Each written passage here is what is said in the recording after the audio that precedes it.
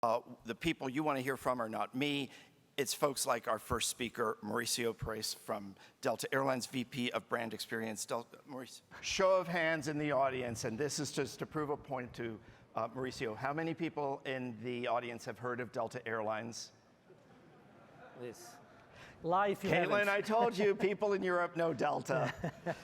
But the thing is, we know Delta as the airline. And Delta is obviously not just an airline, it's one of the 4 largest in the US. It's just announced major transatlantic expansion plan for 2024. They are a strong partner to some of you, and they are a strong competitor to some of you. So Mauricio, one of the things we want to talk about today is your focus on the customer. Delta has, over the past, I'd say, more than 10 years, transformed itself into a lifestyle brand. Yep. As an analyst, one of the things that impresses me is you will see people who have nothing to do with airlines wearing something with the Delta Airlines logo on it. So, that's not easy to do. One of the questions I'm curious about is the market dynamic has changed. Delta is an airline that, like many, traditionally relied on business travelers, but the shift towards premium leisure in the wake of COVID and the way business has changed, people having more flexibility to work from anywhere has certainly helped Delta. Your colleagues have spoken about it on the earnings calls. How is the airline benefiting from premium leisure, and what are you doing to capitalize on that? Sure. First and foremost, thank you for the invite. It's amazing to be here and looking forward to the next few days. Backtracking a little bit to your question, I've been with Delta for 26 years, so I had the luxury and the privilege to see the journey over more than 2 decades. And ultimately, it's a combination of brand conviction and data. Right? Delta made a decision right after the merger with Northwest that that wasn't a commodity, and you could, through customer experience, drive a premium, and we were the first ones to do that, and take actions that ultimately the business case doesn't quite get you there. Like, we have 155,000 screens behind our seats. There's not many business cases that points to that's a good idea because of the weight and the complexity, but there is a conviction that that is something, adding productivity, it's something that customers will pay more for, and we feel that's a success. So that there are many examples of that brand conviction of like moving airlines outside this commodity world. And is that part of the move to the free Wi-Fi that you offer on select flights too? Exactly, and those are bold decisions. They are complicated decisions, they are consequential decisions, but ultimately being ahead matters. Everybody can catch up ultimately, but it takes time to get there, and allows us to connect with all types of customers. And on your point of leisure, it's something that has been very interesting, particularly after COVID. The wave of leisure customers in premium cabins, not just business class, in our case, premium economy, and Comfort Plus, this willingness to pay a little more for experiences. And you gotta change your mindset a little bit, because if you think, when I started with Delta back in 1997, the stereotypical male with a tie traveling business class, it was 90% of the cabin. Now you're looking at about 60% of transatlantic are all leisure customers, PNRs with more than 2 people. And they're also want an experience that's different. If you're paying $3,000, $4,000, $5,000 out of your own pocket, you don't want efficiency only. You need to deliver on the basics and making sure you get you there. But as you talk to consultants, McKinsey, Deloitte, BCG, and so on, they want to be able to get there. They're coming back from London tomorrow. It's very transactional. Leisure customers, they want to bring their families, they want to go through the entire experience, the food and beverage experience, and we see that in the data, the gap between those two. So kind of changing the mindset internally and adapting to that is key. Another data point beyond leisure that we're looking at trends is, talk about 10% of the cabin being female and 90% male 20 years ago. We are projecting that between now and 2030, 50% of the business class cabin will be female. What are the things we need to think about from a customer experience and product perspective to adapt to those trends? And looking at the data and acting fast is critical, because it takes time to make changes in an airline with almost 5,000 flights a day and more than 1,000 airplanes. Right, so the decision making can be fast, but the implementation is not always. It's always a challenge. Otherwise, it's just a PowerPoint that's sitting and looks very nice. Okay, so the mode to action, the focus on action at Delta, when you were looking at this, you have this focus on the customer. The data that you are using is not just the PNR data, and it's not just SkyMiles. Are you able to, for example, leverage the Wi-Fi, the information from the Wi-Fi in ways to understand your customers better? Yeah, customer experience, the evolution of customer experience in an airline, I think any airline, is about personalization, right? We see it in this amount of transactional data that we use. We know where did you go and where do you live and so on and so forth. But there is not a lot done to build customer profiles that are robust enough to bring that behavior data. And that's what we're working a lot on, and it's a step-by-step. Our tagline is keep climbing for a reason. It's like win day in, day out. And how do you get that data, build those profiles, and making sure you use that data effectively across multiple channels. Wi-Fi is going to be a great one. We already have 700 airplanes with fast and free Wi-Fi. We're going to be completing next year. We have our screens on board, 155,000 screens that with Wi-Fi, they all of a sudden become smart TVs. And if I have, and we have the app, of course, Delta in your pocket. And if you have a robust profile, you can use that so smartly, and it's so effective, not just for consumers, but for our employees, right? If I know, and on the good days and the bad days, if I know you like Coca-Cola or orange juice or this and that, I can supply that information to a flight attendant, and that flight attendant will be able to do something nice to you. If you become a million miler, if you became platinum medallion, those celebrations we call moments of delight are enabled through data and an employee group that is willing to serve. But on the flip side of that, it's also interesting on service recovery. Regardless, in our best years of operation, it rains in JFK at 7 p.m., it will disrupt. How do you use data to be able to optimize moments that is not something that you desire, but it's happening, and do good for you, and empower our employees as well. So just think about you going from point A to point C and connecting point B.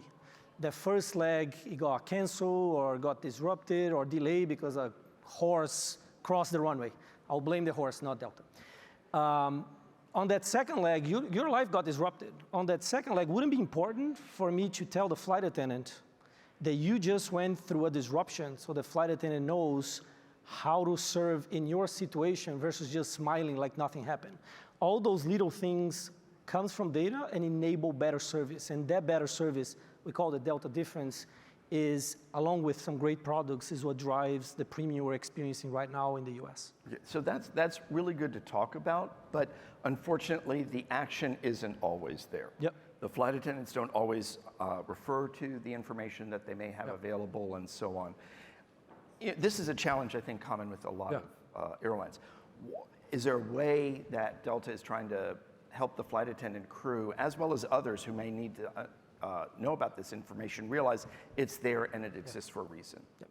I think the biggest challenge that we're all facing is coming out of COVID and adapting to new realities. We've been there in terms of the commitment from flight attendants and airport agents and reservation agents to go after this data and serve the way we want to serve. 20,000 people left the company in 2020. So we went through this entire process of hiring back, and now it's a lot of training. We are right now, we started last week, we have 5,000 pursers and flight leaders going through training, together with our red coats at the airport, together with our team leads in RES, because everything we want to do is together, and making sure that we set their expectations right, but also provide the tools. We talk a lot about setting expectations and providing the tools. What are those tools? Is data and a vehicle that they can consume that data and provide context to them, the impact of doing those things, right? NPS, like many of you, is our compass. And we spend a lot of time with our employees explaining the impact of doing this and that. They want context. If you provide the right context, they will do it because they know it matters. It's not just someone from the office saying, go do those things.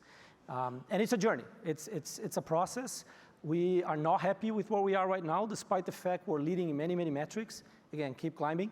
And I'm confident the leadership we have right now, we keep going up, and we'll surpass the levels of service we enjoy for many, many years. Well, if it's any consolation, I have two friends who quit management jobs to become Delta flight attendants, late career job change. They're having a blast. Amazing. But they are also, they like the technology and they're doing their best to help their colleagues understand why they need to use it. And there's some very different opinions about it. Yeah, and when I tell them that a customer who had a service failure with the company has a minus 40 NPS, and just the simple act of informing, go talk to the customer, sir or madam, you're being misconnected, we've got you, you're gonna be flying on this flight, I'm sorry, this is not the Delta we know, increases by 50 points. You get on service disruptions, you end up getting a promoter because there is one interaction on board, and by showing that flight attendant the context of that change, it makes magic happen. So you also seem to empower your employees to do things, airport agents and flight attendants. That was probably an interesting business case to justify. So we spent a lot of time on across any aspects. Delta employees grew with that empowerment across the board. And you have on the good days, being able to celebrate our customers. We just celebrated the other day 14 million miles. 14 million miles, I don't envy that person because it's too much flying, but flew from Zurich to New York, and the airport without anyone from the office saying anything, went and did an amazing things for that customer. But equally, on challenging times with compensations and vouchers, we had a big diversion the other day in Atlanta due to weather, and a lot of those diversion stations decided to give the hotel vouchers without needing, because theoretically it's a weather event. That's a different rule that you have in Europe. And they said, no, it's late at night, I'm gonna do it, and they did it, and management backs those things up and make sure there's always a balance, but that's why the training is important, so they understand the context and the situation to avoid being in a box, but having some guardrails. So we need to address, in the last few minutes we have, the elephant in this room. Yep. Delta has a tradition, an almost 100-year tradition of being extremely customer focused, and you've spoken about many of these initiatives. The recent change to the SkyMile program has a lot of people very unhappy, and they are saying that Delta clearly doesn't value the customer anymore. They feel that Delta is telling them to go fly a different airline. There's a lot of unhappiness. How does Delta feel about this? What would you say that perhaps is not being understood about this? Or, and frankly, is anyone there concerned that maybe this change is a little too aggressive at this time? I link back to my first answer of understanding the customer, talking to the customer, and understanding the data. Research was done before this action was taken. It was implemented. Now we are talking to a lot of people. Some are happy, some unhappy, but it's just new. It's 2 weeks old. The reaction, people are very emotionally connected with airlines and mileage programs. And when anything changes, it's always like this. It has been like this for many, many years. So we're going to be monitoring. Delta is a humble brand as well, so if there's anything we need to change in the future to adapt to the needs, we will. And making sure that there is a balance between the customer experience we're offering and also the benefits we're offering across all the loyalty tiers. And that's true to many airlines out there. They keep adjusting the program. At the end of the day, to do good for the customers who are flying more and making sure that you have an amazing experience for the ones that fly less, ultimately, regardless of how much you're flying, you're going to get a better experience with Delta. That's what we believe. Hence why investments in Wi-Fi, investment in clubs, investment in network. Every 10 years, we change the entire cabin of the airplane to make sure it's refreshed. That investment is massive. Yeah. And the financial foundation that we have right now allows us to keep investing back in the business and working very close with our partners around the world. And speaking of the partners, obviously you have a very close relationship over here with Air France-KLM. You guys essentially are almost one. How does that work in terms of sharing ideas and working and collaborating? I think that's an amazing use case that someone is going to write a book about this at some point. Not just Air France KLM, but Korean, Aeromexico, more recently LATAM, China Eastern. It's just a different Virgin. It's just a different philosophy of how to operate with partners. It's like a marriage, right? You need to have common values. It's never going to be the same. They have different products, different brands, but this conviction on the customer experience, driving value for the business, operational excellence, and being able to sit down with people that you get along with each other. And I've been working with Air France since 1999, more recently LATAM, and they feel it.